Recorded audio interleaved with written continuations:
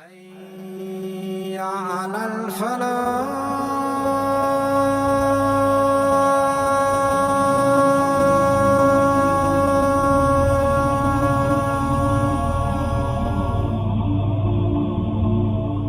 The king of this area, Sheba, he had passed away. When the king passed away, he had left back of no son as a lineage to continue his kingdom. And the only person that he left behind was a girl who was amongst the children of this king. At this moment, Athalabi, a historian, he writes that after this girl, she was a young girl, a man was given the responsibility to become the king after the king had passed away. This man became the new king of Sheba. A lot of corruption and a lot of mischief prevailed in the area of Sheba.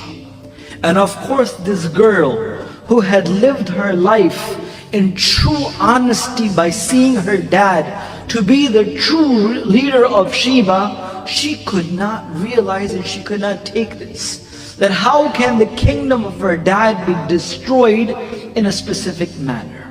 So when she grew a little older, she herself decided to marry this individual. When she had married him on the first night, it is mentioned by Ibn Kathir rahmatullah alayhi himself that she gave him a lot of wine to drink. So much to an effect that he became drunk, and the same night she assassinated and slain him, and the next morning she took over the tribe of Sheba and she became the queen of Sheba at this time. This is the narration of what Ibn Kathir rahmatullah alayhi writes, the beginning of how a woman became the leader of the people of Sheba at this time. The story of Sulaiman alayhi salam, Hudhud, Bilqis starts from this incident. Sulaiman alayhi salam looks towards the people, and Sulaiman alayhi salam says that verily I do not find Hudhud around this area. He said, if I do not find Hudhud very soon, either I will punish Hudhud by cutting the throat of Hudhud, meaning killing Hudhud, or I will give him the most severest of the punishment. After a little while, Sulaiman alayhi salam, while looking amongst the many animals, the jinns and the humans which was beneath his kingdom, finally he found Hudhud come. And he says, Hudhud, you will not be accepted amongst us until you give me a strong excuse. So at this point, Hudhud said that I will give you such a news that you have never heard of before. And the news which will amaze even you of what has happened to a certain group of people. He said, while I was flying over a group of people known as the nation of Saba, when I was flying over this people, I saw that there was a woman, which the hadith of Rasulullah ﷺ explains to us, a woman known as Bilqis. She is the queen of these people, and she governs the entire town and tribe of Saba. And they have two things that they do.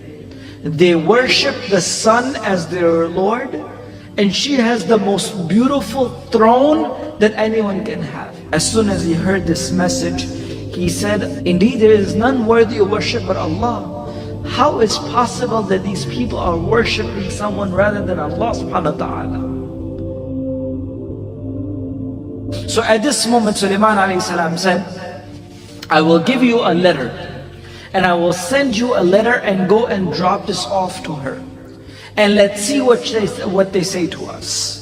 By mentioning that indeed this letter is from Sulaiman, the Nabi of Allah, towards the woman which is Bilqis, the queen of Saba.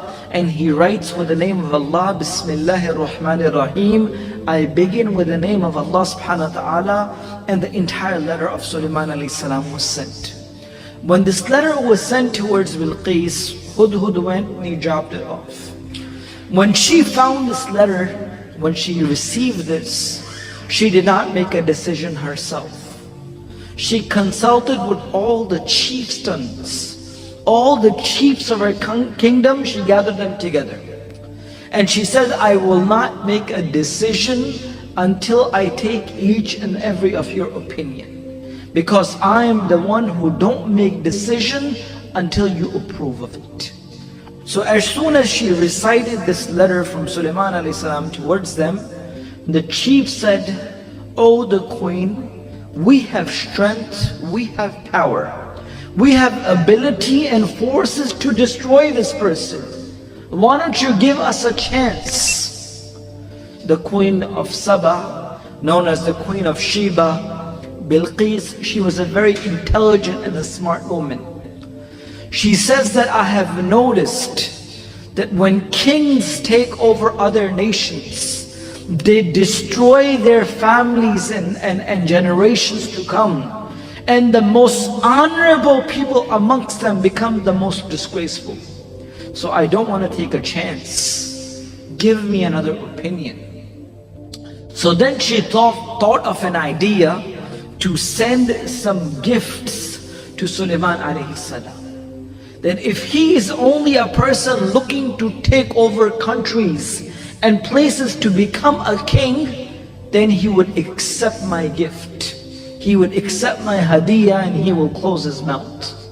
I can just bribe him off with the wealth and he will become quiet.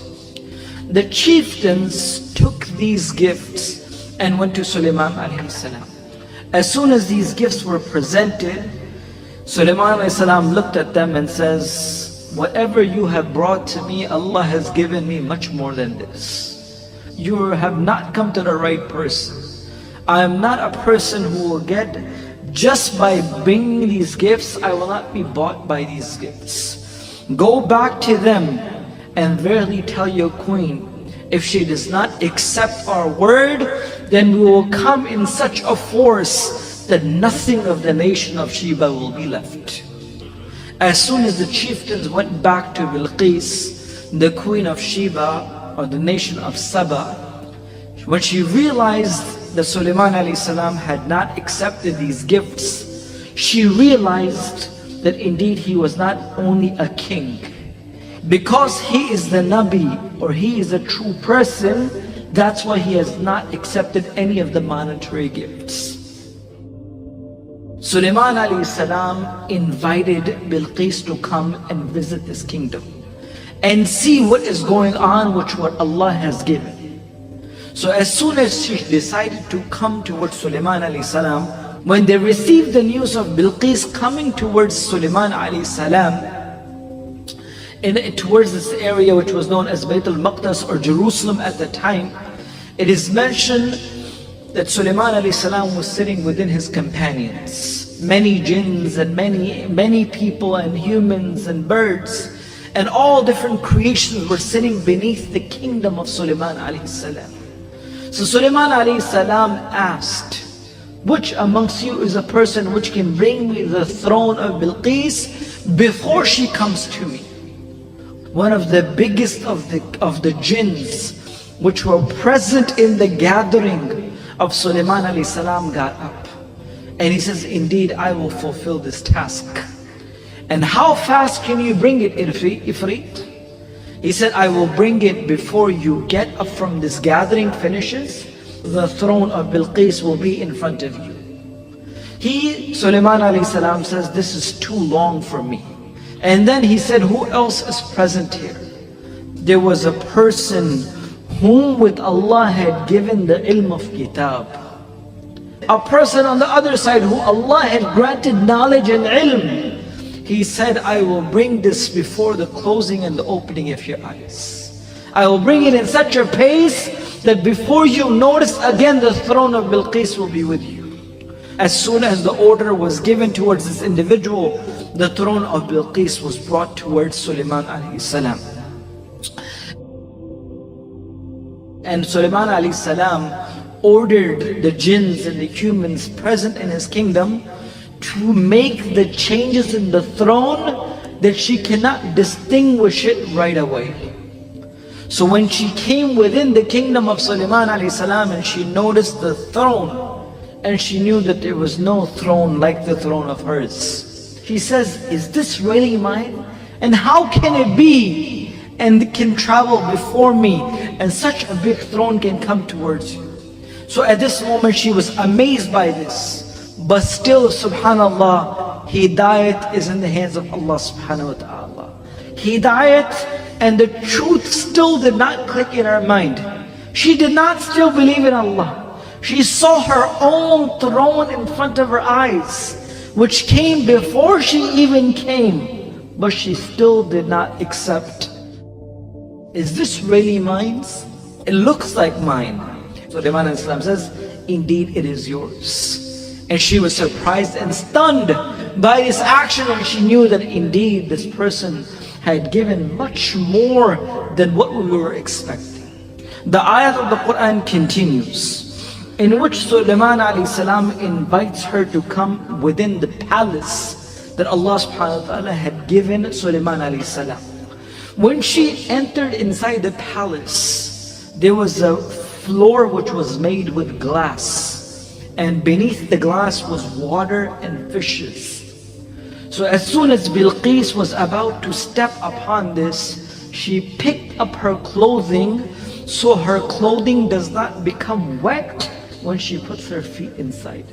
When she places her feet on this floor, she realizes that this is not water, but indeed this is the glass. Her ankles showed because of her lifting her clothing not to become wet from the water. This is not water, but this is glass. And this is the kingdom and the power and the strength that Allah has granted this person that no one else has. And this was the time when the Iman clicked inside her life. And this was a time when she realized and she visually seen, and she says, indeed that there is none worthy of worship but Allah, and I believe in Sulaiman to be the Prophet of Allah subhanahu wa ta'ala. And indeed we turn towards Allah subhanahu wa ta'ala, who is the creator and the one who made the humans and the jinns. Then what happened after Sulaiman alayhi salam? Did he marry Bilqis or he did not do so? Ibn Kathir rahmatullah alayhi also mentions this, and Al-Thalabi also mentions this, that when Sulaiman alayhi salam married her, meaning he got married with Bilqis, he returned her to the kingdom of Yemen, and she continuously ruled them. And Sulaiman alayhi salam would just go and visit her here and there. And Sulaiman alayhi salam had built the 3 kingdoms, meaning 3 castles within the place where Bilqis used to